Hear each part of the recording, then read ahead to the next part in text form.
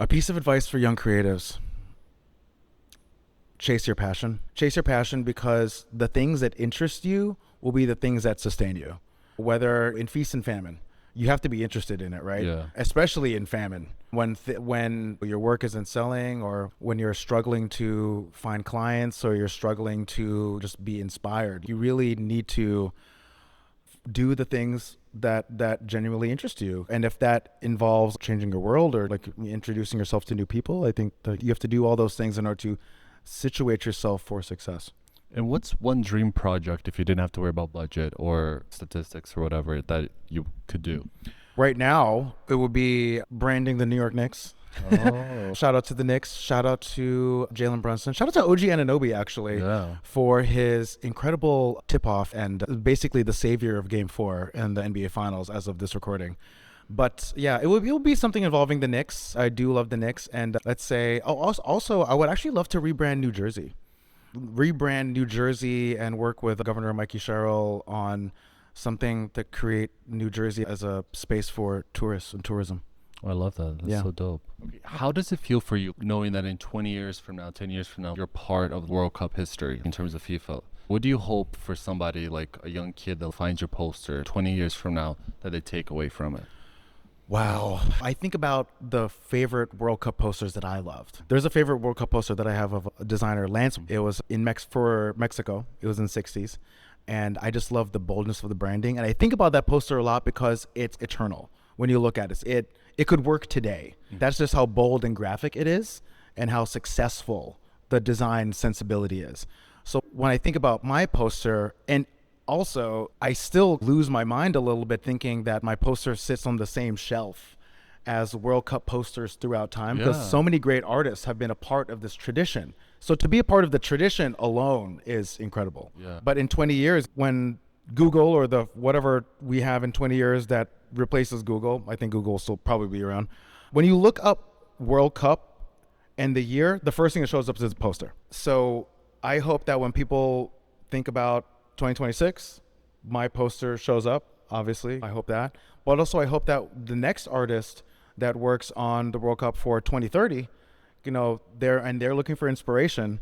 I hope they look at my poster and think, wow, he did it good. So I'm going to try to do better than that. I think you always want to do what your version is of better, do something that's more contemporary for the time. So I hope that people are drawing inspiration for it, and there's a little bit of that DNA in future iterations of the World Cup. And also I think for future artists that see my work and see the World Cup, because it is emblematic of a lot of work that I do within that same visual style. I hope they look at that and think, he did it. He really maximized his potential. Yeah, that's dope. And I have a very long question for you. Go for it. Because for me, as an artist, it's very tough for me to do like a creative day. Yeah. And then within that same day, do a mathematical logistics day. I like Sure. to split them up. So for you, like having a mom that was a doctor that you said, and a dad that was an architect, and you going to school not originally for art, how are you able to, because other people that I interview and other people that write to ask future guests, like they have a lot of trouble with balancing like the artistic Yeah. brain and then the business side of the brain, and having a lot of difficulty and not being like motivated because of that. How are you able to achieve so much Yeah. and balancing both of that? I think it's time management. Ooh, I think time management is one, but I think also the doing it professionally for years part, and also working for myself for a long time of that, where you're really out there searching and hunting for work, where you have to do your own billing, you have to do your own reach out, you have to find the people you want to work with. And especially in those early days, those early years, oh my gosh, I would go to Barnes and Noble and look at all the magazines with all the art directors and creative directors. Oh, that's so smart. And I would find the names and the Yeah. mastheads of these magazines of people I want to work with. And if sometimes there were emails there too, because this is early aughts. Yeah. And I would take stock of that, take note of that, and I would just email them, and then also do my own billing, set my own scopes and stuff like Yeah. that. So if you have a mind that's an organizational ability, that helps for sure. And then when it comes to the creative part, that's when I really try to unleash. So when it's time to put the idea down or think big, that I can really think big. And then, but once you have that big thing, that organizational part is the thing that helps add the structure around it and help add the team around it and think these are steps in theory that I can take in order to achieve that thing. Whether that's commercial production or whether that's a large project, it's really helpful to have a network of friends that also have skill sets that complement your own but aren't exactly your own. Photographers, writers, other filmmakers, you know, like it really takes a village for a lot of this stuff. And yeah, I know that not everyone can jump back and forth like that, but I do pride myself on having the management, and I do really well with deadlines. So I like people telling me this is the day to do something or this is the time to do something, because if not, I'll just tell myself. I feel like that's a Scorpio thing, because I'm like yes, that too. That's a Scorpio. Like very when I much get a Scorpio deadline, the inspiration hits like 10 times harder. Yes, exactly. And I take it serious. It's like the adrenaline. Yeah. It's truly that. It's 3 espressos in your body and you're yes, like, feel it. Yes. It's funny because I know we were talking on the way up here Yeah. in my house. I'm building a gym.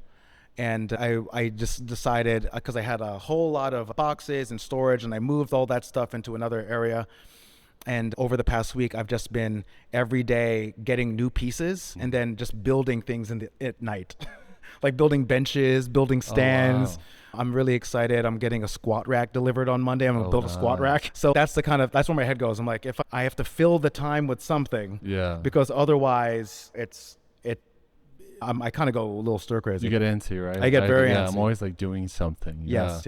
Yeah, I love that. Going back to the beginning of our conversations, you're one of the first person that I had on the show actually that has spoken so positively of it. What do you hope for how do you see AI in terms of art or anything? Sure. I think AI in the world of art, it's a hot topic, and I'm not anti-AI at all. I do think that AI, and look, it's so pervasive where it's affected our lives in ways we don't even know, right? Or even as a small business owner, you're looking for efficiencies when it comes to taking in inbounds or things when it comes to logistics. And AI is helpful for stuff like that because you're always looking for a way to be able to compete. And it's in the world of business.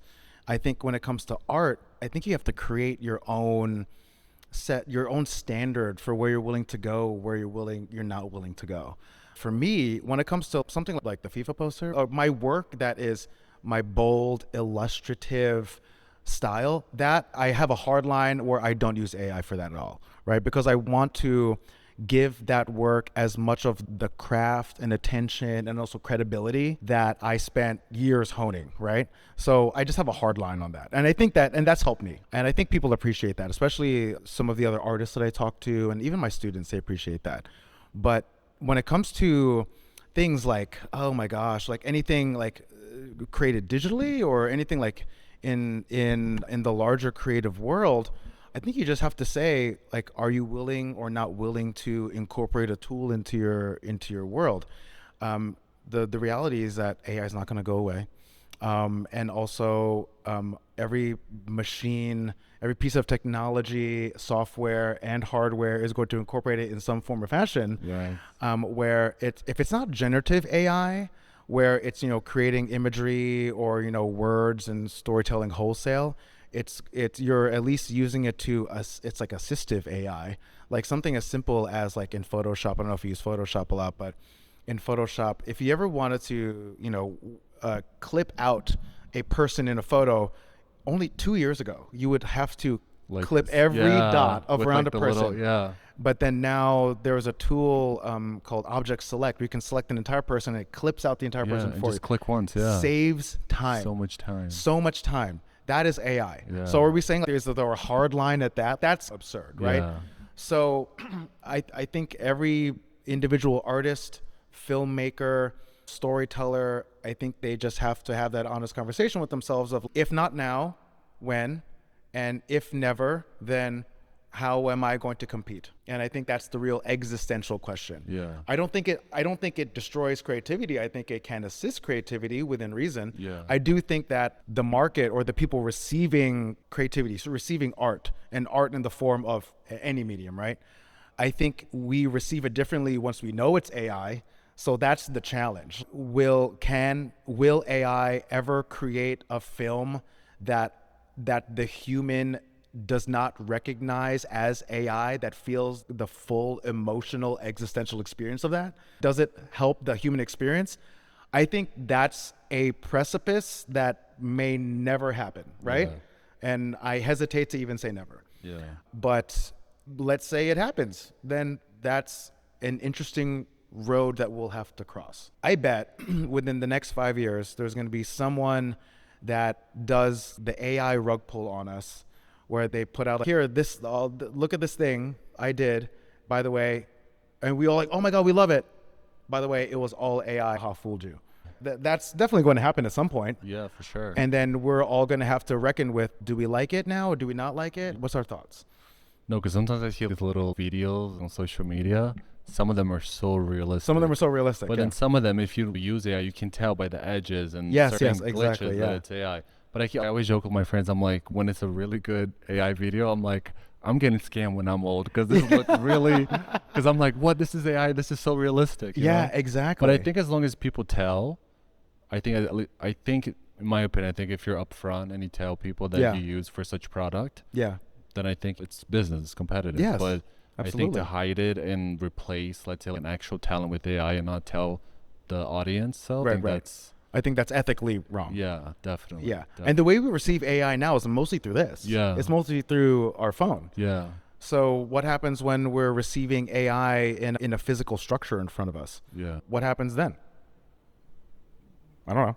I'm excited for the future for sure. Yeah, me too. Thank you so much, Rich, too, for being on my podcast. It's been such a pleasure. I'm so excited to share this conversation. Awesome. Hopefully Tarik, the it's been Knicks so fun. win, right? Hopefully. Fingers crossed. Yes. And your Lady awesome Liberty. poster. Do you want to just tell us your Instagram and website one more time, please? Sure. Yeah. You can find my work at rich2.com, RICHTU.com. And on social, it's at rich_TU. And then also, if you want to see the work of Sunday Afternoon, you can just go to sundayafternoon.us. And you can see all the work that the agency does. And yeah, it's a lot of good stuff. Perfect. I love that. And if somebody sees your work and they check out the poster, can they reach out for a commission or a collab? Oh, yeah, With you? absolutely. Yeah, you can just hit up my email. It's just, honestly, it's just rich2@rich2.com. That's my Perfect. name at my name. You can't forget, it's like Bond, James Bond. Yeah, but two. exactly. Yeah. Rich too. I Make love it that. easy for everybody. All right, cool. So hopefully next time I see you, we'll probably be at the Whitney Yes. with your new project, or go. when the Knicks win, hopefully. By Oh, the time my this God. is- That would be the dream. Yes. Yeah, we'll do a follow-up in the streets of New York. Yes, Celebrating yes, for with sure. all the rabble. Yes, I love that. Thank you so much again. It's been a pleasure. Thank you, Tarik. This has been Thank you. awesome.